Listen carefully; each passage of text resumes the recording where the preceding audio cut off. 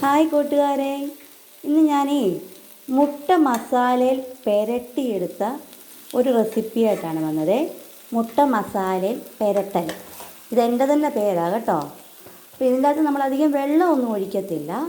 മുട്ടയാണെങ്കിൽ ഉപ്പിട്ടൊന്ന് പുഴുങ്ങിയൊക്കെ എടുത്ത് വെളിച്ചെണ്ണ ഒഴിച്ച് കടുക് പൊട്ടിച്ച് സവാള, ഉള്ളി, ഇഞ്ചി, കറിവേപ്പില, പച്ചമുളക്, വെളുത്തുള്ളി എല്ലാം ഇട്ട് നന്നായിട്ടൊന്ന് വഴറ്റി അതിൻ്റെ അകത്തേക്ക് ഇത്തിരി മഞ്ഞൾപ്പൊടി, മുളക് പൊടി, കാശ്മീരി ചില്ലിയാണ്, പിന്നെ ഇച്ചിരി മല്ലിപ്പൊടി, ഗരം മസാലപ്പൊടി അതിട്ട് പച്ചമണം മാറുന്നത് വരെ ഒന്ന് വഴറ്റിയെടുത്തേച്ച് അതിൻ്റെ അകത്ത് നമ്മൾ അരിഞ്ഞു വെച്ചിരിക്കുന്ന ടൊമാറ്റോയെ, ഞാൻ ഒരു ടൊമാറ്റോ എടുത്തിരിക്കുന്നത്, അതിട്ടിട്ടൊന്ന് വഴറ്റിയെടുക്കണം. അപ്പോൾ ടൊമാറ്റോയ്ക്കകത്ത് ഓൾറെഡി അതിൻ്റെ ആ ഒരു വെള്ളം ഉണ്ടല്ലോ, അത് നമ്മുടെ ഈ കറിയിലേക്ക് അങ്ങ് വന്നോളും. അത് ചെറിയ തീയിലിട്ടിട്ട് നന്നായിട്ട് ഇളക്കി അങ്ങ് യോജിപ്പിക്കണം. അപ്പോൾ ഈ മുട്ടയുമായി അതങ്ങ് പെരണ്ടു പോവങ്ങ്. അതാണ് ഞാൻ പറഞ്ഞത് മുട്ട പെരട്ടിയതെന്ന് പറഞ്ഞത്, മുട്ട മസാല പെരട്ടിയത്.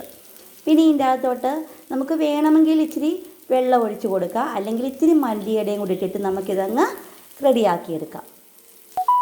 ഇതാ നോക്കിക്കേ, ഇതാ ഫൈനൽ സ്റ്റേജ്. അല്പം മല്ലിയിലൊക്കെ ഇട്ട് നമ്മളത് നന്നായിട്ട് എടുത്തിട്ടുണ്ട്.